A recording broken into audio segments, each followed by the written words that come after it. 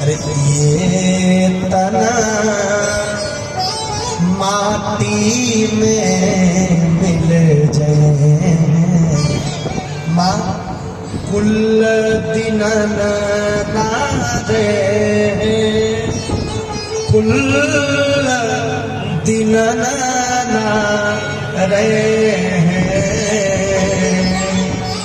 ये तना माटी में मिल जाए ये तना माटी में मिल जाए। इस शरीर का केवल और केवल एक ही धर्म है, नष्ट होना, नष्ट होना, नष्ट होना। सार्थक किसका जीवन है? बोले सार्थक उसी का जीवन है जो भगवत चरणा अनुरागी हो गया। बोलो राधे राधे और जोर से। प्रकाश, अंदर का प्रकाश, अंदर जो अंधेरा है ना वो जागृत हो जाए। और तीसरा नाम है भगवान का आनंद। कहा आनंद कोई और नहीं, भगवान की कथा है। अभी तो आज प्रथम दिवस से मैया देखना, नित्य प्रति कथा में कितना आनंद आए। भगवान का नाम ही आनंद है, भगवान की कथा ही आनंद है, सत्संग ही आनंद है। और सत्संग के अलावा जो भी है वो सुख हो सकता है, आनंद हो सकता है। बोलो राधे राधे।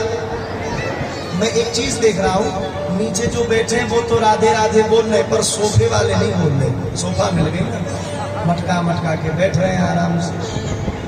महाराज एक बार जोर से बोलो, खींच के राधे राधे राधे राधे बोले करो, आनंद है महाराज। राधे राधे। विश्वोत्पत्त्यादि हेतवे, सारे विश्व की उत्पत्ति करने वाले, पालन करने वाले, संहार करने वाले, तापत्रय विनाशाय, तीन प्रकार के ताप और तीन ही प्रकार के पाप। ताप कौन कौन से? दैहिक, दैविक, भौतिक। और पाप कौन कौन से? मनसा, वाचा, कर्मणा। ये तीन पाप, ये जो हम नित्य प्रति करते हैं। देखो माँ, एक बात तुम्हें और बताओ, सबसे पहला पाप का नाम ही मनसा पाप है, जो मन से हम करते हैं। अब मन से कैसे पाप करते हैं? अब हो सकता है कई लोग आपके घर में जो आपके बड़े बूढ़े हैं, या आपके पिताजी हैं, आपकी माँ है, या आपके जो निकटतम लोग हैं, कुछ गलती कर जाए आपके साथ, तो आप मुख से उनको कुछ नहीं कह सकते, लेकिन मन में तो बहुत कुछ कह देते हैं। इसको कहते हैं मनसा पाप, जो मन से करते। दूसरा बोले वाचा पाप। वाचा किसको बोले? जो वाणी से करे। वाणी कैसे? बोले वाणी किसी को उल्टी सीधी गाली दे दे, किसी को भला बुरा कह दे, किसी को उल्टा सीधा लड़ाई झगड़े झंझटे, इसको कहते हैं वाचा पाप। और तीसरा पाप भैया कर्मणा पाप। कर्मणा पाप कौन से? बोले कर्मणा पाप बताने की जरूरत नहीं, देख ही रहे। सुबह का अखबार उठा लो, बेटे ने बाप को मार दिया, बाप ने बेटे को मार दिया, भाई ने भाई को मार दिया, इसने उसको मार दिया। एक बात सुनकर आपको बड़ा आश्चर्य होगा भैया, कोर्ट में 55% जो केस पड़े हैं, रिपोर्ट हुए हैं, वो कोर्ट में 55% केस जो है वो घर के हैं, बाहर का मामला नहीं, घर का। और एक बात मैं आज कहूं, आदमी आजकल दूसरों से नहीं अपनों से परेशान है। परेशान सब है। किसी से पूछो तो कोई अपने भाई से परेशान है, कोई अपने घर से परेशान है, कोई अपने परिवार से परेशान है, और जो इन सब से बच गया वो खुद से परेशान है। खुद से परेशान, ये स्थिति है। लेकिन परेशान सब है। संत श्री नानक जी कहते हैं, नानक दुखिया सब संसार। इस संसार में ऐसा कोई नहीं वो दुखी नहीं है, लेकिन बोले इन सब दुखों से बचने का उपाय क्या है? बोले श्री कृष्णाय वयम नमः।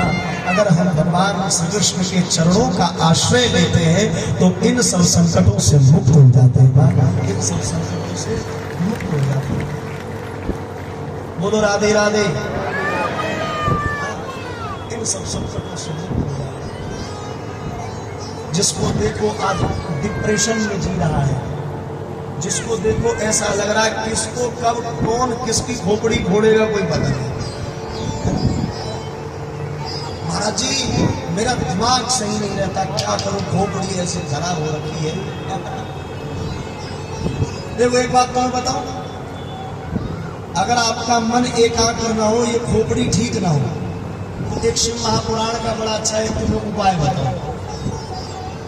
क्या आप किसी भी त्रयोदशी तिथि को, किसी भी त्रयोदशी तिथि को एक चंदन की लकड़ी लो और चंदन की लकड़ी लेकर और सुंदर सा उसी दिन गिरा हुआ या तोड़कर एक पीपल के पत्ते लो।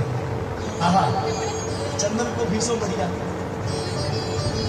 घिस करके सारे चंदनों को इकट्ठा करके कहाँ रखो? बोले पीपल के पत्ते पे। और त्रयोदशी वाले दिन ही भगवान शिव की पूजा करने के लिए जाओ। आप जब जाएंगे ना तो देखना शिव पिंडी जहां होती है वहां पर 3 लाइन सी बनी होगी, नीचे बनी रहती है ना जिलहरी के पास जहां से जलधारा निकलती है, तो 3 लाइन सी बनी होती है। तो सारे चंदनों को उस 3 लाइन में लगा लो, थोड़ी देर के लिए बैठो, ध्यान करो, नमः शिवाय ओम का जप करो, फिर सारे चंदनों को उठाकर पीपल के पत्ते पर इकट्ठे करके घर ले आओ और रोज ऐसे लगाया करो। महाराज अपने शरीर में बढ़िया थोड़ा ऐसे लगा लिए, शरीर को स्पर्श करा लिए। देखना तुम डिप्रेशन में रहते हो, मन एकाग्र नहीं रहता, मन शांत नहीं रहता, मन इधर उधर भटकता है, महादेव की कृपा से आपका मन एकाग्र हो जाएगा। कथा की शुरुआत, एक भागवत कथा की शुरुआत कहां से? एक तीर्थ है भैया, उसका नाम है नैमिषारण्य। क्या नाम है? नैमिषारण्य। आज भी है। ये कहाँ पे है? उत्तर प्रदेश के सीतापुर जिले में। सीतापुर सुना होगा आपने, हरदोई के पास है। अद्भुत तीर्थ जिसका नाम है नैमिषारण्य। आज वहीं से ये कथा प्रारंभ हुई है। 88,000 महात्मा बैठे वहां पे। कितने? 88,000। उन महात्माओं को कहते शोधकाता। क्या कहते हैं? जोर से बोलो। हाँ, तुम तो ऐसे बैठे जैसे सामने टीवी चल रही हो, खींच के बोले करो। क्या बोलते हैं? शोधकाता। आज 88,000 महात्मा विराजमान है। मैया तुम यूं मत समझियो सबरे बाबा जी घर छोड़े हुए हैं, सबरे गृहस्थी है। ये घर छोड़ने वाले तो ये बाबा जी थोड़ी है, ये आफत कर रहे हैं वृंदावन आके। कई आदमी तो ऐसे है महाराज 30-35 साल तक शादी नहीं हुई, किसी ने पूछा नहीं, रड़ुआ ऐसे मर गए। तो ये क्या किए? वृंदावन धाम में आकर, अयोध्या में आकर उल्टे सीधे आश्रम बनाए और आफत करना शुरू कर दिए।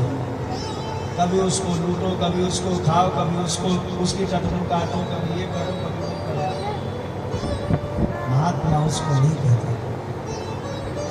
महात्मा किसको कहते हैं? बोले महात्मा जो मन और आत्मा ये दोनों को अपनी ओर खींच ले, उसी को कहते हैं महात्मा।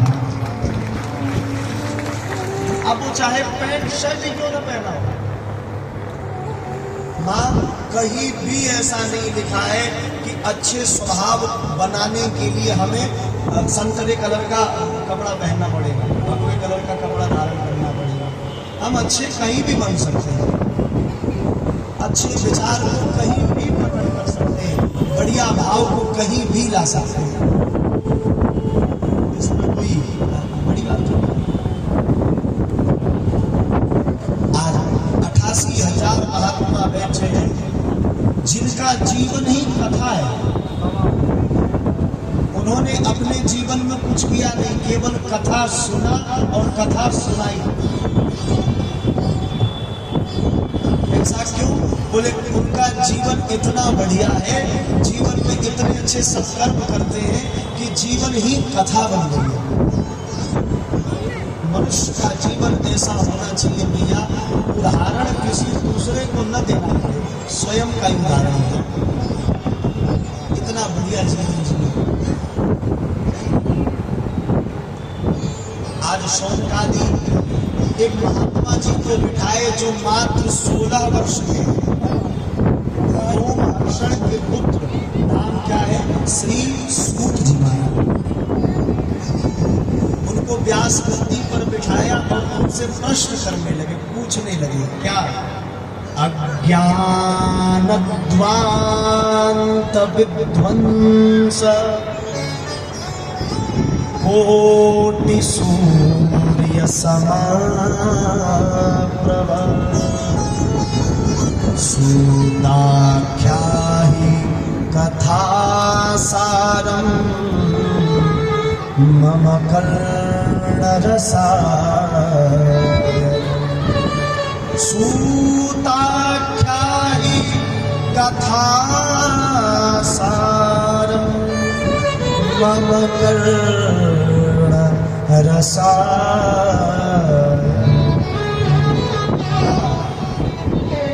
शौनकादि कहते अज्ञानत्वान्त विध्वंस। सबसे पहली बात,